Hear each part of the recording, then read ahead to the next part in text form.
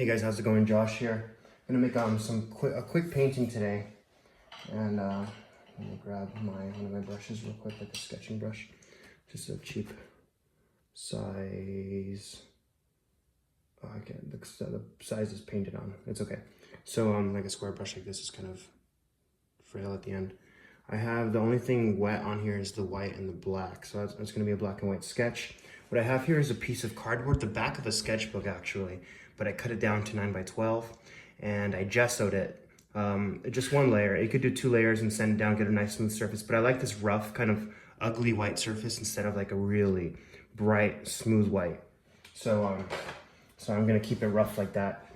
I have my reference pulled up right here from Pinterest. It's just something that I want to roughly follow. I'm not going to copy it exactly, and it's actually going to be a really quick painting, but it's just kind of something to inspire me, kind of get some angles down, maybe some values, but I'm not going to follow it exactly because I want to keep it as original as I can. Okay, so it's acrylic paint. I'm just going to use some water, acrylic paint, some black and some white. I'm going to start off with a little bit of a, one second, I'll just start off with a little bit of white because, I need some white paint. The white paint I have on here is actually still dry. I didn't realize it was dry. Okay, so I got my titanium white and my ivory black. Okay, we're back in business. Let's do it. Lots of water. Get a nice thin paint for the first coat. Little tiny bit of black in it so we get a nice gray. Here we go. Gonna get the angles down to the eyes right here. There's an eye there, and an eye here, so I'm gonna make it shadowy. And then this part of the face is actually in shadow, so I'll kind of make the angle of where the face is like leaning. There's the jaw like right around here and the ear right around here, so kind of pencil that in a little bit. Very sketchy. Cool. And again, pick up more paint. Very water it down.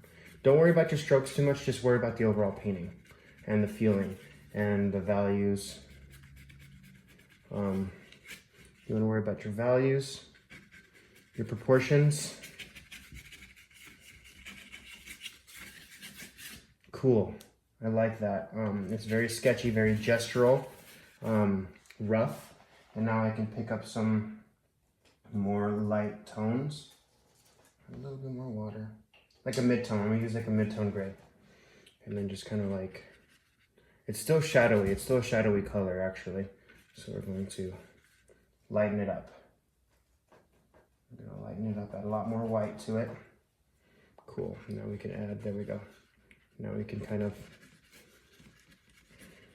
use somewhat of a mid-tone. It's still a little bit light for a mid-tone. It's more like a highlight color, but we can kind of push and pull. I'm just mixing it with a little bit more black or a little bit less black. It's also mixing, since it's not quite dry on the surface, it's mixing with what's on the surface as well. So be careful with what you go over. If you go over black, it might darken the paint that you're working with, which is okay. I like to mix onto the actual into the actual surface, on the canvas or whatever you're working on the board.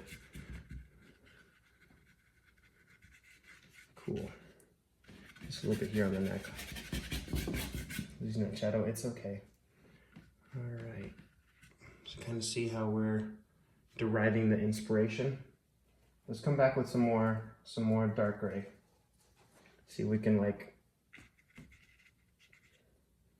add in a little bit more value changes. This would be like I would say like an 8 out of 10 value that I'm working with, but it's lining up as I use it, so it's turning more like a 7 value in a 10 value scale. Cool.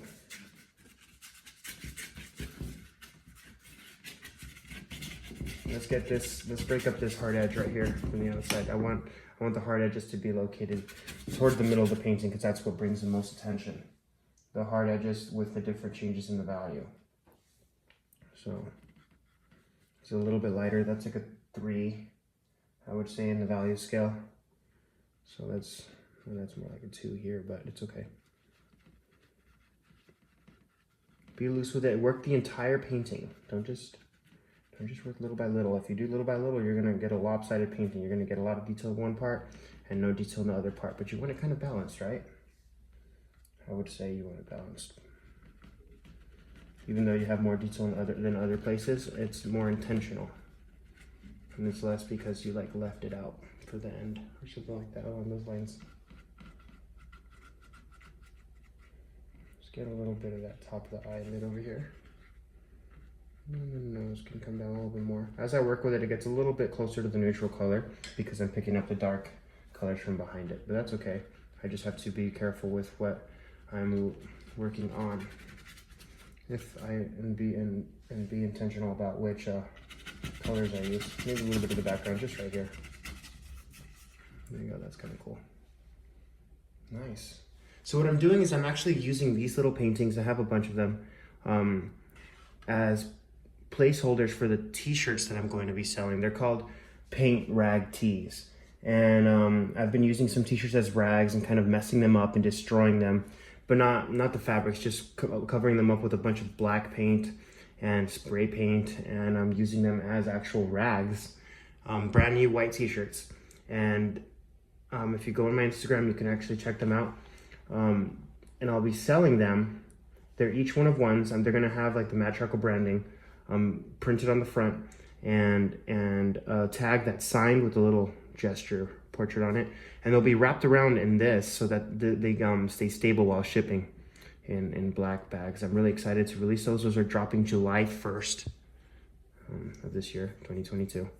And I'm excited for you guys to take a look at them and see if you guys like them. But that'll be the matte charcoal merch / fashion line. Yeah, thanks for watching, guys. That's how I make a little quick sketch. See you guys.